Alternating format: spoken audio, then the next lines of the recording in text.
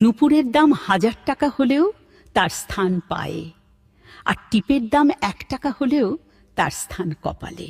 ইতিহাস সাক্ষী, লবণে কখনো পোকা ধরেনি, কিন্তু মিষ্টিতে প্রতিদিনই ধরে, আবার পিঁপড়াও ছাড়ে না। মানুষ সোজা পথে চলতে চায় না, বাঁকা পথেই আগ্রহ বেশি। তাই তো মদ বিক্রেতাকে কোথাও যেতে হয় না, কিন্তু দুধওয়ালাকে বাজারে দাঁড়ে দাঁড়ে ঘুরতে হয়। আমরা সর্বদা দুধ বিক্রেতাকে বলে থাকি, দুধে জল মিশাননি তো, আর মানুষ মদে জল মিশে খায়।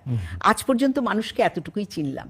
কচু পাতা দেখেছেন নিশ্চয়ই, ওপরে সবুজ আর ভেতরে চুলকানিতে ভরা। ঠিক তেমনি কিছু মানুষ আছে, বাইরে থেকে দেখতে ভীষণ সুন্দর পরিপাটি, কিন্তু ভেতরটা আবর্জনায় ভরা।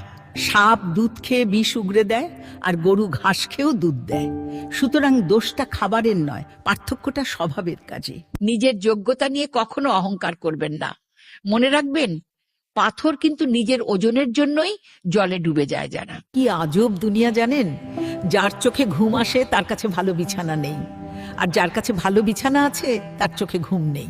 যার মনে দয়া আছে তার কাছে দেয়ার মতো কিচ্ছু নেই, আর যার কাছে দেয়ার অনেক কিছু আছে তার দেওয়ার মতো মনটাই নেই।